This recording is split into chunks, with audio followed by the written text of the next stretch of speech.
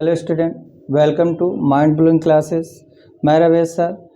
आज मैं एक नया टॉपिक लेके आया हूँ जो शायद आपको आर्ट्स से लेकर एंट्रेंस एग्ज़ाम सब जगह ज़रूरत पड़ती है, एक्टिव पैसिव वॉइस की। मैं आज आपको इस एक्टिव पैसिव वॉइस का बेस बताने जा रहा हूँ, जिसके द्वारा हम थोड़ा वाक्यों को बनाना आसान कर सकें। फिर वीडियो क्रम बाय क्रम हम चर्चा करेगा और मैं गारंटी देता हूँ कि आपको पैसिव वॉइस सिखा के रहेंगे। तो सबसे पहले हम बात कर रहे हैं एक्टिव वॉइस की। तो एक्टिव वॉइस क्या होता है स्टूडेंट? तो कहते हैं कि इसमें वर्ब द्वारा सब्जेक्ट को प्रधानता दी जाती है। इसमें वर्ब द्वारा सब्जेक्ट को प्रधानता दी जाती है, अर्थात इसमें सब्जेक्ट स्वयं को कार्य को करता है। देखिए, वर्ब को हमेशा जो वर्ब होता है वो एक, आप ये कह दीजिए, वर्ब को एक करने वाला होता है और वर्ब किसके लिए की जाती है, ये होता है। तो जो वर्ब को करने वाला होता है वो सब्जेक्ट होता है। वो क्या होता है? सब्जेक्ट। और क्रिया जिसके लिए की जाती वही आपका ऑब्जेक्ट हो। मतलब क्रिया को जो करता है वो सब्जेक्ट और क्रिया जिसके लिए की जाए वो आपका ऑब्जेक्ट। तो कहता है, तो इसमें उसने कह दिया कि भाई इसमें जो करता होगा, जो कार्य को करने वाला होगा सब्जेक्ट, वही उसी को प्रधानता दी जाएगी और वो कर्ता कार्य को स्वयं करता है। तो एग्जाम्पल जैसे मैंने दिया, I am reading a book. तो कहता है कि मैं एक पुस्तक पढ़ रहा हूँ। तो आपको पता है कि यहाँ वर्ब कौन सा काम हो रहा है आपका? रीडिंग, पढ़ने का। तो ये बताइए कि रीडिंग का काम कर कौन रहा है? मैंने कहा ना कि वर्ब को करने वाला सब्जेक्ट होता है और वर्ब जिसके लिए की जाए वो उसका ऑब्जेक्ट होता है। तो यहाँ रीडिंग कौन करने वाला? इस क्रिया को करने वाला कौन है? आई। तो आई हमारा क्या है? सब्जेक्ट है। यही तो क्रिया को कर रहा है और ये रीडिंग का काम हुआ किसके द्वारा है? आई के द्वारा। लेकिन रीडिंग किसके लिए की जा रही है? बुक की। मैंने यही तो कहा कि काम को क्रिया को जो करेगा वो एक्ट सब्जेक्ट माना जाएगा और जो क्रिया जिसके लिए की जाए, जिस वस्तु या व्यक्ति के लिए की जाती है, वही आपका ऑब्जेक्ट। तो रीडिंग किसके लिए की गई है? पुस्तक की।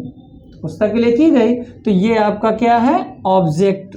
तो इसमें हम देखेंगे कि सेंटेंस का जो सब्जेक्ट है वो सेंटेंस की वर्ब को क्या कर रहा है? स्वयं कर रहा है। सेंटेंस का सब्जेक्ट सेंटेंस की वर्ब को स्वयं कर रहा है, इसलिए यहाँ पर I am reading a book में रीडिंग आपकी एक्टिव वर्ब होगी, एक्टिव वॉइस वर्ब होगी। इसी क्रम में कहता है पैसिव वॉइस क्या होता है?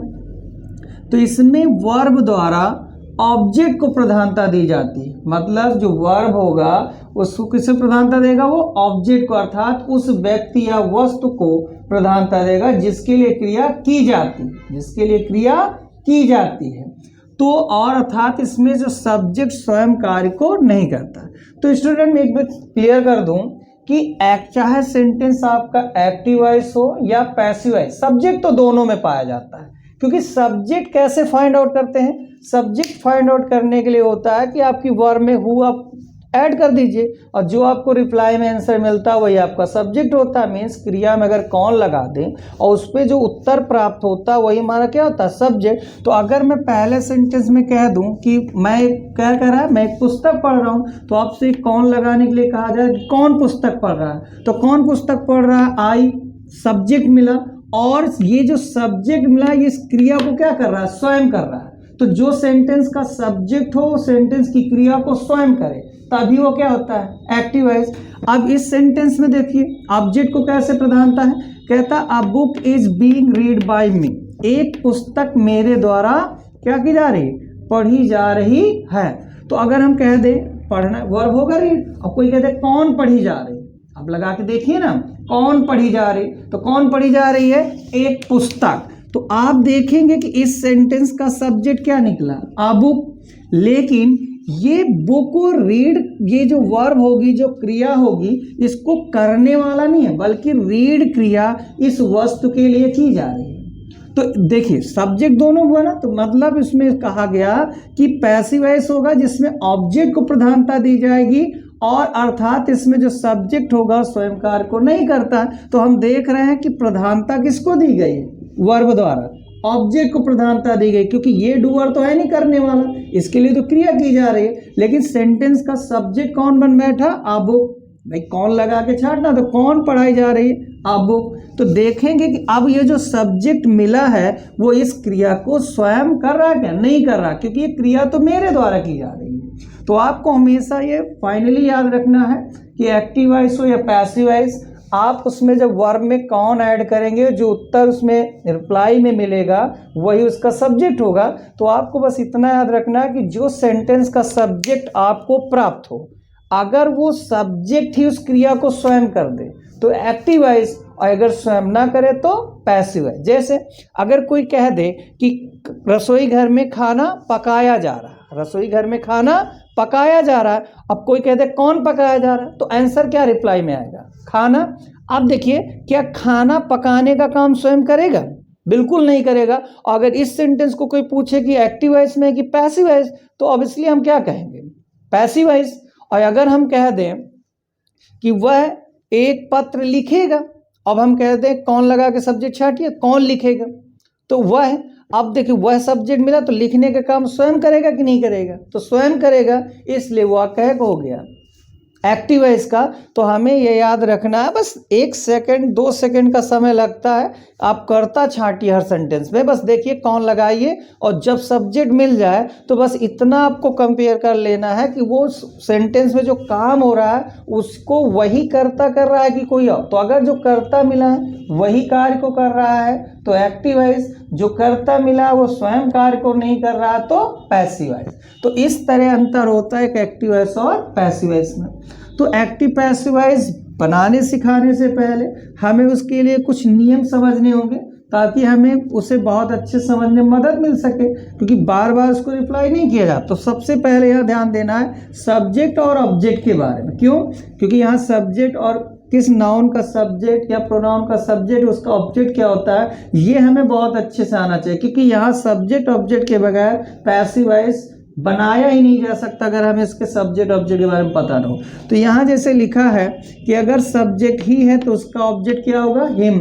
तो अगर ही जाएगा ऑब्जेक्ट की जगह तो हिम हो जाएगा, अगर हिम आएगा सब्जेक्ट की जगह तो वो ही हो जाएगा। इसलिए मैंने एरो दोनों साइड में दिया कि अगर सब्जेक्ट की जगह अब ही है सब्जेक्ट, अगर वो ऑब्जेक्ट की जगह है तो हिम हो गया। अब मान लीजिए आपने ऑब्जेक्ट को सब्जेक्ट की जगह रिप्लेस करना पड़ेगा तो हिम का फिर से सब्जेक्ट क्या हो जाएगा? ही हो जाएगा। इसी तरह सी सब्जेक्ट के रूप में है और उसका ऑब्जेक्ट आपको पूछा जाए तो क्या होगा? हर। अगर हर का कोई सब्जेक्ट बोल दे तो फिर से वही सी हो जाएगा। इसी क्रम में इट का ऑब्जेक्ट इट हो जाएगा, इट का सब्जेक्ट भी इट होगा। दे सब्जेक्ट है तो उसका ऑब्जेक्ट देम हो जाएगा, और देम को वापस सब्जेक्ट की जगह लाए तो क्या हो जाएगा? दे हो जाएगा। इसी क्रम में यू का ऑब्जेक्ट भी यू होता है और यू का सब्जेक्ट भी यू होता है। वी सब्जेक्ट की जगह ऑब्जेक्ट की जगह जाएगा तो अस हो जाएगा, और ऑब्जेक्ट से सब्जेक्ट की जगह अस आएगा तो वो फिर से वी हो जाएगा। इसी क्रम में आई आपका ऑब्जेक्ट की जगह जाएगा तो मी हो जाएगा, और मी अगर ऑब्जेक्ट से सब्जेक्ट की जगह आएगा तो वो आई हो जाएगा। और अगर कोई नाउन आता है एक्टिव वॉइस में, कोई क्या आता है? नाउन। तो नाउन हमेशा जैसा होगा वैसा ही उतारा जाएगा, चाहे सब्जेक्ट से ऑब्जेक्ट की जगह जाए और चाहे ऑब्जेक्ट से सब्जेक्ट की जगह आए। तो अब हम पैसिव वॉइस बनाने में हमें इस चार्ट की इंडेक्स की बहुत ज़रूरत। क्यों? क्योंकि देखिए स्टूडेंट, प्रत्येक टेंस का एक एक्टिव वॉइस रूप होता है, एक पैसिव वॉइस रूप होता है। मैंने कहा कि एक्टिव वॉइस और पैसिव वॉइस कैसे, मतलब जो प्रेजेंट इंडिफिनिट होता है उसका प्रेजेंट इंडिफिनिट एक्टिव वॉइस के सेंटेंस होते हैं, और एक प्रेजेंट इंडिफिनिट के पैसिव वॉइस वाले सेंटेंस होते हैं। अब कैसे? भाई अगर आपने कहा कि मोहन एक पत्र लिखता है और किसी ने कहा किस टेंस का, तो आपने कहा सर प्रेजेंट इंडिफिनिट, लेकिन हम इसको प्रेजेंट इंडिफिनिट का एक्टिव वॉइस बोल सकते हैं। क्यों? क्योंकि अगर कौन पत्र लिखता है? मोहन, तो लिखने वाला कर्ता क्या मिला? मोहन, और जो कर्ता मिला सेंटेंस के कार्य को स्वयं करा, इसलिए एक्टिव वॉइस हो गया। तो इसकी हेल्पिंग और प्रेजेंट इंडिफिनिट एक्टिव वॉइस की डूड एज हेल्पर हो गई और वर्ब की मेन की फर्स्ट फॉर्म हो गई। लेकिन आपने कहा कि एक पत्र लिखा जाता है, एक पत्र लिखा जाता है, कोई कह दे कि कौन सा टेंस, तो ता फिर भी है, लेकिन कौन लिखा जाता है? एक पत्र, और जो करता मिला वो क्रिया को स्वयं नहीं कराती है, पैसिव है। तो पहला सेंटेंस जैसे मैंने कहा कि वह एक पत्र लिखता है, वो एक्टिव है, इसे प्रेजेंट इंडेफिनिट का, और एक पत्र लिखा जाता है, ये प्रेजेंट इंडेफिनिट का पैसिव है। तो एक्टिव वॉइस की पहचान भी अलग होती है, हेल्पिंग वर्ब भी अलग होती है, वर्ब का फॉर्म, और पैसिव वॉइस का अलग होता है। तो इसको अगर हम अच्छे से इस इंडेक्स को पढ़ेंगे तो ही पैसिव वॉइस में चेंजमेंट बहुत बढ़िया तरीके से कर सकते हैं। तो आप पूरा देख सकते हैं पूरा इंडेक्स। तो सबसे फर्स्ट जो हमने टेंस लिया है प्रेजेंट इंडेफिनिट टेंस, तो इसमें आपको एक्टिव वॉइस में दो पॉसिबिलिटी है। पहली एक होगा कि हेल्पिंग वर्ब नहीं देगा, हेल्पिंग वर्ब नहीं देगा, और तब वो मेन वर्ब की फर्स्ट फॉर्म में एस लगा के देगा था, सिंगुलर वर्ब देगा, और या तो मेन वर्ब की फर्स्ट फॉर्म कहने का मतलब मेन वर्ब मतलब प्लूरल वर्ब आएगा। तो जैसे ही आपको ये दिखेगा एक्टिव वॉइस में, तो हमें पैसिव वॉइस में तुरंत जाके इज़ेमार लगाना और मेन वर्ब की थर्ड फॉर्म का प्रयोग करना। अब ऐसे स्टूडेंट आप जानते हैं पैसिव वॉइस से थर्ड फॉर्म लगाया जाता है। उसी में है कि अगर डूडस के साथ मेन वर्ब की फर्स्ट फॉर्म में आया है एक्टिव वॉइस में, तो आपको उसके भी पैसिव वॉइस में इज़ेमार और मेन वर्ब की थर्ड फॉर्म ही प्रयोग करनी है। तो एक्टिव वॉइस में जो आएगा उसको जब हम पैसिव वॉइस में चेंज करेंगे तो हमें इन चीज़ों को याद रखना पड़ेगा, तभी हम उसे बिना देखे बना सकते हैं। नेक्स्ट आपका है प्रेजेंट कंटीन्यूअस टेंस। तो प्रेजेंट कंटीन्यूअस जब एक्टिव वॉइस का सेंटेंस होगा तो उसमें इज़ेमार प्लस मेन की फर्स्ट फॉर्म प्लस आईएनजी लगाओ। लेकिन जैसे हम पैसिव वॉइस बनाएंगे तो इज़ेमार तो वही रहेगा इज़ेमार, लेकिन उसके बाद क्या जुड़ जाएगा, यहाँ पर जुड़ेगा आपका बीइंग बढ़ जाएगा, बीइंग जुड़ जाएगा। और चूंकि मैं कह चुका हूँ पैसिव वॉइस से थर्ड ही फॉर्म लगता है, तो मेन वर्ब की थर्ड फॉर्म लगाएंगे। इसी क्रम में जब प्रेजेंट परफेक्ट टेंस का होगा तो प्रेजेंट परफेक्ट टेंस के एक्टिव वॉइस सेंटेंस में आपको हैज मिलेगा और मेन वर्ब की थर्ड फॉर्म। लेकिन जब आप प्रेजेंट परफेक्ट टेंस का पैसिव वॉइस बनेगा तो पैसिव वॉइस में प्रेजेंट परफेक्ट टेंस के में उसमें हैज है तो रहेगा, लेकिन इसमें क्या ऐड कर दिया जाएगा, बीन बढ़ा दिया जाएगा। क्या लग जाएगा, बीन, मतलब हैज बीन, हैव बीन, और मेन वर्ब की थर्ड फॉर्म। फिर हम पास्ट इंडेफिनिट में आएंगे तो इसमें भी दो प्रकार से आपको समझना है। एक जब इसके अफर्मेटिव आएगा या हु वाले सेंटेंस इसमें नॉट न दियो आए या नेवर वाले सेंटेंस आएंगे तो उसमें हेल्पर का प्रयोग नहीं किया जाता, और जब पास्ट इंडेफिनिट में हेल्पर का प्रयोग नहीं करते तो मेन वर्ब की सेकंड फॉर्म का प्रयोग करते हैं। तो जैसे ही पास्ट इंडेफिनिट पैसिव वॉइस में पहुंचेंगे तो वहाँ वाज वर्ब होगा और मेन वर्ब की थर्ड फॉर्म का प्रयोग किया जाएगा। और अगर उसमें डिड आया जैसे निगेटिव सेंटेंस इंटेरोगेटिव सेंटेंस में जाएंगे तो डिड आएगा और डिड के साथ प्लस मेन की फर्स्ट फॉर्म देगा, तो भी हमको उसमें वाज वर्ब और मेन की थर्ड फॉर्म ही पैसिव वॉइस में यूज करनी है। इसी क्रम में है पास्ट कंटिन्यूअस। तो पास्ट कंटिन्यूअस में भी वाज वर्ब आएगा और एक्टिव वॉइस में मेन की फर्स्ट फॉर्म प्लस आईएनजी। और जब पास्ट कंटिन्यूअस के पैसिव वॉइस की बात करेंगे तो उसमें वाज वर्ब रहेगा, लेकिन उसमें बीइंग लगा दिया जाएगा और मेन वर्ब की थर्ड फॉर्म प्रयोग करेंगे। फिर बात करते हैं पास्ट परफेक्ट टेंस की। तो पास्ट परफेक्ट टेंस के एक्टिव वॉइस में सेंटेंस में आएगा हैड मेन की थर्ड फॉर्म, और जब पास्ट परफेक्ट टेंस के पैसिव वॉइस की बात करेंगे तो हैड में बीइंग जोड़ेंगे और मेन वर्ब की थर्ड फॉर्म का प्रयोग करेंगे।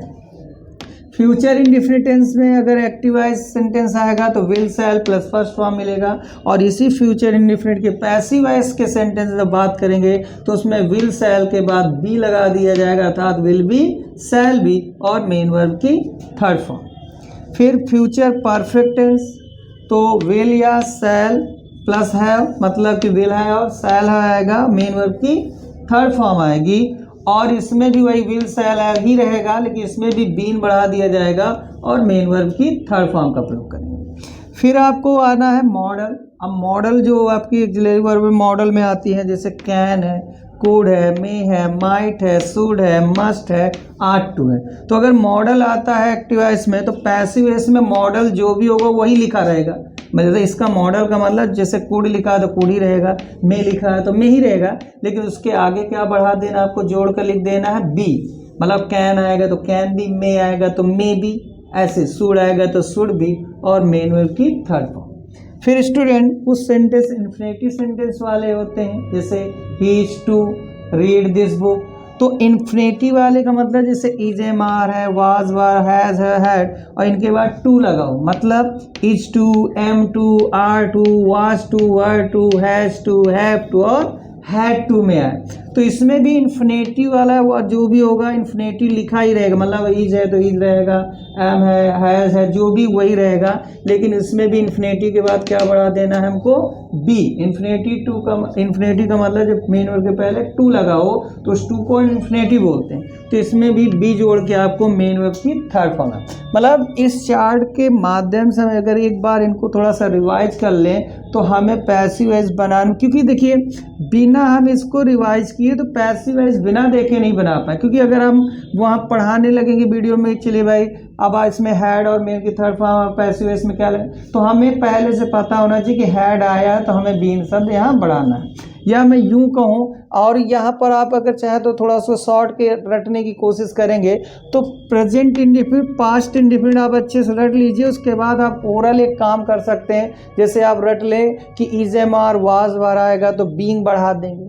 अब इन शॉर्ट में क्या पढ़ सकते हैं कि is am are was were आएगा तो बीइंग बढ़ा देते हैं, हैज़ है हैड दिख जाए तो वहाँ पर बीन बढ़ा देते हैं, और अगर विल है, शैल है, कैन, मॉडल वर्ब या कोई भी इन्फिनेटिव वर्ड है तो उसमें बी बढ़ा सकते हैं। तो इस तरह अगर हम चाहें तो दो टेंस प्रेजेंट इन पास्ट इन रटने के बाद बाकी इन शॉर्ट में हम ऐसे ही याद कर सकते हैं। जैसे मैंने कहा कि अगर आपसे कोई कहे is am are was were आए तो क्या करेंगे, तो बीइंग बढ़ा देंगे।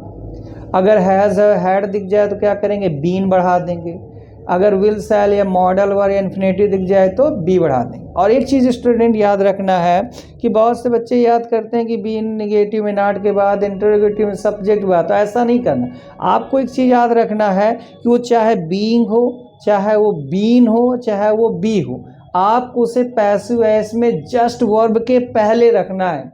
पैसिव वॉइस में वर्ब के तुरंत पहले ही आपको बीइंग, बीन और बी रखना चाहिए, वो अपने उचित स्थान को प्राप्त कर लेगा। तो स्टूडेंट ये आज केवल वीडियो में मैंने समझाने की कोशिश की कि एक्टिव वॉइस क्या होता है, पैसिव वॉइस क्या होता है, उसके लिए ज़रूरी क्या होता है, जो ज़रूरी बेसिक चीज़ें थी आज इस वीडियो में मैंने समझाने की कोशिश की। आई होप आपको पसंद आया हो। इसके आगे का वीडियो लेके मैं बहुत जल्द ही आ रहा हूँ। वीडियो देखने के लिए थैंक यू।